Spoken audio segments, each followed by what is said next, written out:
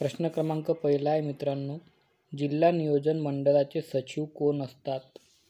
तर जिल्हा नियोजन मंडळाचे सचिव खालीलपैकी ऑप्शन क्रमांक 3 जिल्हाधिकारी हे असतात.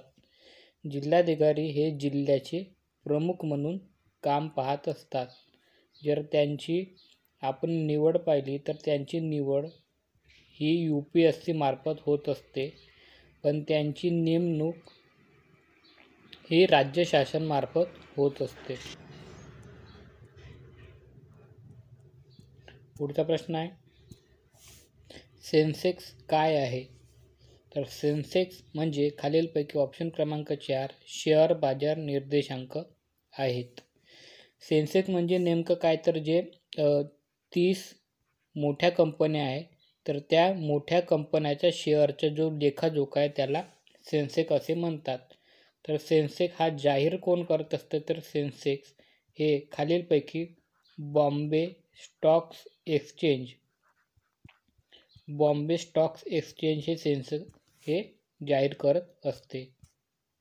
पुढचा प्रश्न आहे, 7व्या वेतन आयोगाचे अध्यक्ष कोण होते?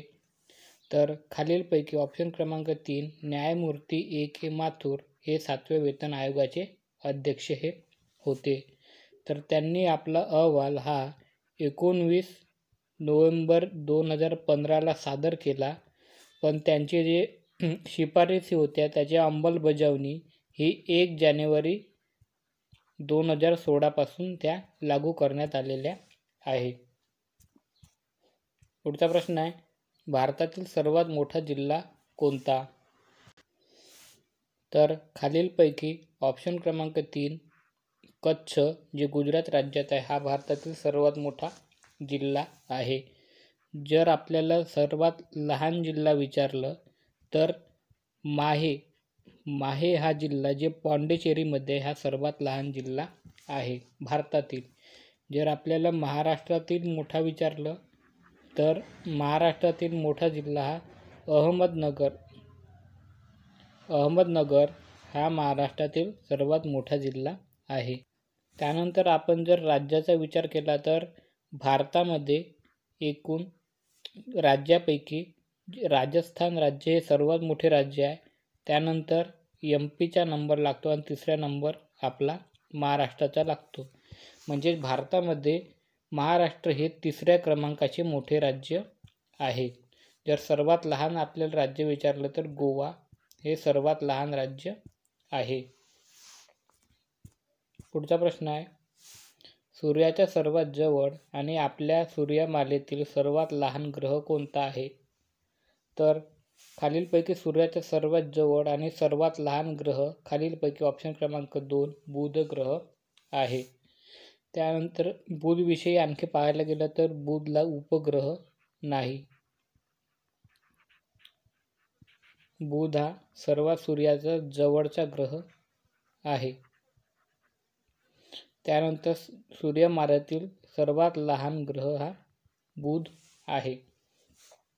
जर शुक्राविषयी पाहायला गेलं तर शुक्र हा सगळ्यात चकाकी असलेला ग्रह आहे. मंगळ ग्रहाला लाल ग्रह या नावाने ओळखले जाते. पुढचा प्रश्न आहे, वन रँक वन पेन्शन ही योजना कोणासाठी लागू केलेली आहे? तर वन रँक वन पेन्शन ही योजना खालीलपैकी ऑप्शन क्रमांक 3 माजी सैनिकांकरिता लागू करण्यात आलेली आहे. तर या योजनेसाठी जी समिती स्थापन करण्यात आली होती तर त्या समितीचं नाव नरसिंह रेड्डी समिती हे होतं. नरसिंह रेड्डी समिती हे होते. पुढचा प्रश्न आहे, किशोरीताई अमोरकर या कोणत्या घराण्यातील गायिकासाठी प्रसिद्ध होत्या? तर त्या खालीलपैकी ऑप्शन क्रमांक 3 जयपूर घराण्यातील गायिका यासाठी त्या प्रसिद्ध होत्या. तर त्यांचे 3 एप्रिल 2017मध्ये निधन झालेले आहे. त्यांना 2002मध्ये पद्मविभूषण हा पुरस्कार भेटलेला होता. पुढचा प्रश्न आहे, ज्येष्ठ साहित्यिक श्रीपाल सबनीस हे कितवे अखिल भारतीय मराठी साहित्य संमेलनाचे अध्यक्ष होते. तर श्रीपाल सबनीस हे खालीलपैकी 89व्या मराठी साहित्य संमेलनाचे अध्यक्ष हे होते. पुढचा प्रश्न आहे, मराठवाडा मुक्तीसंग्राम दिन कोणत्या दिवशी साजरा करण्यात येतो? तर खालीलपैकी ऑप्शन क्रमांक 3 17 सप्टेंबर या दिवशी मराठवाडा मुक्तीसंग्राम दिन हा साजरा करण्यात येतो. 1 मेला महाराष्ट्र दिन व कामगार दिन हे साजरा करण्यात येतात. 14 नोव्हेंबरला राष्ट्रीय बाल दिन साजरा करण्यात येतो. त्यानंतर आणि जर आपण 17 सप्टेंबरला मराठवाडा मुक्तीसंग्राम दिन साजरा करण्यात येतो, कारण 17 सप्टेंबर 1948ला जे हैदराबाद संस्थान आहे ते आपल्या भारतामध्ये काय झाले ते विलीन झाले. त्यामुळे 17 सप्टेंबर हा दिवस मराठवाडा मुक्तीसंग्राम दिन म्हणून साजरा केला जातो, कारण मराठवाडा हा प्रदेश पहिले हैदराबाद संस्थानमध्ये होता. पुढचा प्रश्न आहे, वेरूळ येथील कैलास लेणी खालीलपैकी या राजघराण्याच्या काळात कोरली गेली होती? तर वेरूळ येथील कैलास लेणी ही खालीलपैकी ऑप्शन क्रमांक 4 राष्ट्रकूट या घराण्याच्या काळात कोरली गेलेली होती. तर ही कैलास लेणी औरंगाबाद जिल्ह्यात म्हणजे छत्रपती संभाजीनगर या जिल्ह्यामध्ये आहेत. छत्रपती संभाजीनगर या जिल्ह्यामध्ये आणखी अजिंठा लेणी, त्यानंतर सगळ्यात जुनी असलेली पितळखोरा लेणी इतक्या लेण्या आहेत. त्यानंतर तेथे बीबी का मकबरा पण आढळतो. तर दौलताबादचा आपल्याला देवगिरी किल्ला पण दिसून येतो. पुढचा प्रश्न आहे, खालीलपैकी कोणास आर्थिक विकेंद्रीकरणाचा जनक मानले जाते? तर खालीलपैकी ऑप्शन क्रमांक 2 लॉर्ड मेयो याला आर्थिक विकेंद्रीकरणाचा जनक मानले जाते. त्याने 1870मध्ये आर्थिक विकेंद्रीकरणाचे विधेयक पारित केलेले होते. त्याद्वारे प्रांतिक स्वायत्ततेची सनद त्याने दिली गेली. त्यानंतर लॉर्ड मेयोने आणखी 1872मध्ये पहिली जनगणना कोणी केली असा प्रश्न विचारतात. तर लॉर्ड मेयो यांनी 1872मध्ये पहिली जनगणनेचा प्रयत्न हा केलेला होता. पुढचा प्रश्न आहे, महात्मा फुले यांनी कोणते पुस्तक लिहिलेले नाही? तर खालीलपैकी ऑप्शन क्रमांक 4 ज्योतिनिबंध हे पुस्तक महात्मा फुले यांनी लिहिलेले नाही. तर सार्वजनिक सत्यधर्म त्यांनी लिहिलं, गुलामगिरी, त्यानंतर छत्रपती शिवाजी महाराज यांचा पोवाडा, त्यानंतर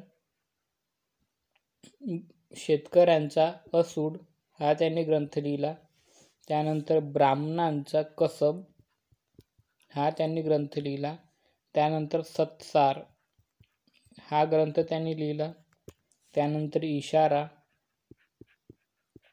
त्यानंतर गुलामगिरी इत्यादी ग्रंथ त्यांनी लिहिले. पुढचा प्रश्न आहे, क्रांतिसिंह नाना पाटील व जी.डी. बापूलाड यांनी कोणती सेना उभारून राष्ट्रीय चळवळीत योगदान दिले?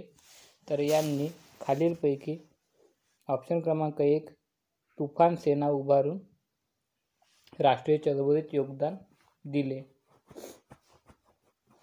तर या तुफान सेनेचे कुंडली येथे त्यांची काय होते तर युद्धशाळा होती.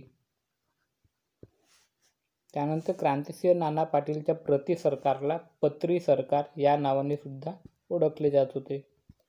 पुढचा प्रश्न आहे, औरंगाबाद शहराचे प्राचीन नाव कोणते? आता या शहराचं नाव काय छत्रपती संभाजीनगर, पण त्या शहराचे प्राचीन नाव खालीलपैकी ऑप्शन क्रमांक 2 खडकी असे नाव होते. तर औरंगाबाद या शहराला 52 दरवाजांचे शहर म्हणून ओळखले जाते. पुढचा प्रश्न आहे, कुंथलगिरी हे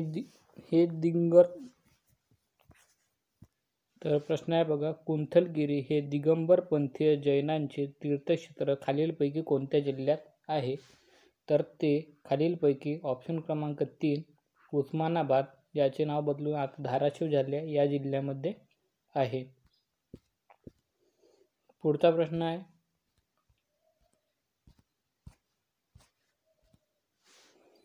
राज्य राखीव पोलीस दलाचे म्हणजे SRPF मुख्यालय खालीलपैकी कोणत्या ठिकाणी आहे? तर SRPFचे मुख्यालय खालीलपैकी ऑप्शन क्रमांक 4 गोरेगाव या ठिकाणी आहे. जर SRPFची स्थापना कधी झाली विचारलं तर SRPFची स्थापना ही 6 मार्च 1948ला SRPFची स्थापना झालेली आहे. पुढचा प्रश्न आहे, खालीलपैकी कोणता गव्हर्नन्स प्रकल्प पोलीस विभागासाठी आहे?